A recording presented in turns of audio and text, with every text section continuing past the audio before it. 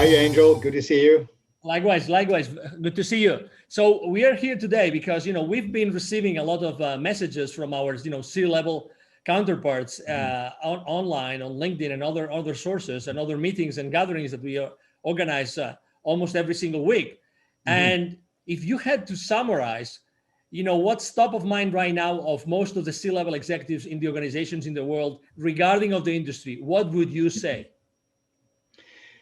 Angel, other than some of the obvious ones like Amazon and Apple and some of the digital companies who are doing very well under the current situation, the significant majority of companies are just focusing on preserving capital, staying afloat, not running out of cash, and just re-engineering the way they do things. And obviously we know that most of the companies, most of the industries are also have gone from working face to face to working remote. So yes, that actually increases, that makes the entire equation a little bit more complicated, right? Because people are working remotely. Yeah. So is there a way in which preserving capital, in which mitigating risk could be done in a more efficient way with everybody working remotely today? Yeah, I really believe that there is a way of doing this. It's lonely out there. And when people are out there sitting in front of a computer screen on their own, it's very hard to connect what they do to what the shareholders look at. The shareholders are interested in one thing: demonstrate sustainable profits and cash flow, okay?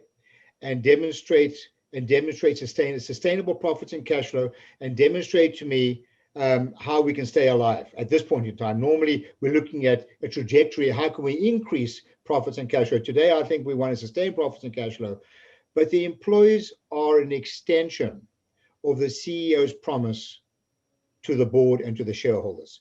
So in answer to your question, people are sitting in front of a computer screen, working from home, maybe working through some kind of virtual connection as we are doing here.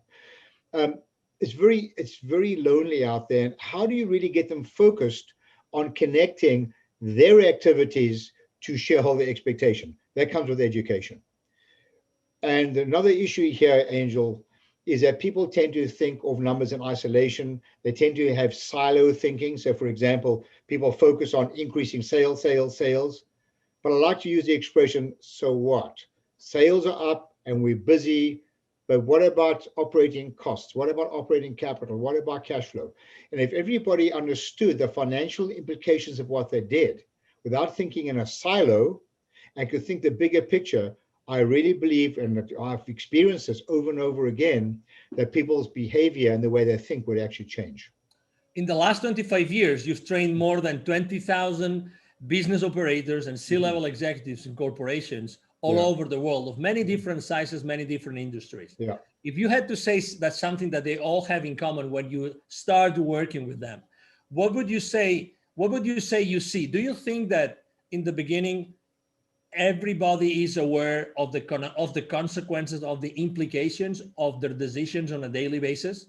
Oh my word. I've tested thousands and thousands and thousands of people across the board, from entrepreneurs to C-level executives to CEOs of companies. And in my experience, non-financial operators and organizations are less than 40% financially literate, even at a basic level. Just what is the role of a P&L, balance sheet, some simple questions. Less than 40% financially literate. Can you imagine if people don't understand the financial implications of what they do and they work in a silo? Can you imagine how much profit is slipping through the cracks? And because basically they don't know what they don't know. It's a huge problem in organizations, Angel, across the board. Let me ask you a tricky question. Yeah. How many people in an organization do have signing power in their bank accounts? When I do workshops, and sometimes I speak at conferences and ask people to show me on their fingers, how many people have signing power? And they say 1, 5, 3. I said, you're all wrong. Everybody has signing power on your bank account. Your employees are the custodians of your company's profits, and they are an extension, in effect, of the pen that is signing the checks. The time that check gets signed, it's too late. So what are you going to do? Go back and tell someone, well, I'm not going to pay for this labor cost because we screwed up and to do a rework on our job, or you overpaid a vendor, or we were inefficient. It's not going to happen. It's too late. You've got to deal with this at the root of the issue, not when you sign the checks.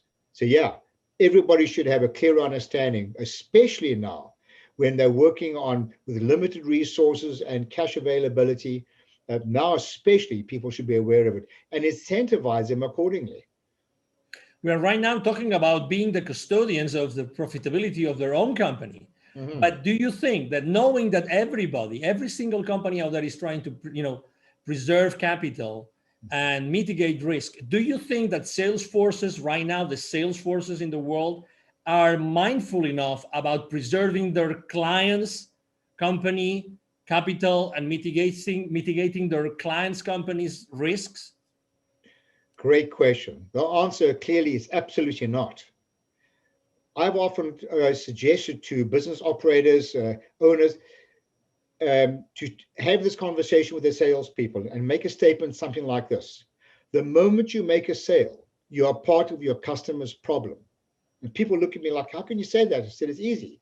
Because the sale represents revenues on your financial statements and an expense on your customer's financial statements.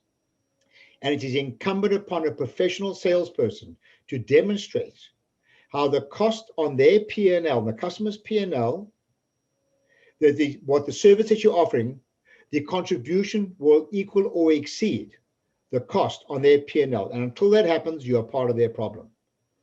So in fact, I believe that salespeople should be rewarded on the profit or the ROI made on your products in their company, never mind your own company. Now we're talking. Is it fair to hold the sales force, the salespeople accountable right now because of their lack of knowledge of this? No, it's simply not reasonable. I mean, one cannot reasonably hold people accountable if you don't engage them and educate them. It's not reasonable. They're working in a silo. They're working blind. It's like walking towards a cliff with your eyes closed. So how can you expect people to make fiscally responsible decisions when they're actually completely naive? I mean, you ask people, how much volume must you sell when you discount? I can count on my one hand out of the tens of thousands of people I've trained. How many people give me the right answer? It's something as simple as that. Forget the discounting like crazy to get more business. For the people that would like to continue the conversation with you, what's the best way to reach out to you, Neville? Oh, just email me. I love having these conversations in case you didn't notice.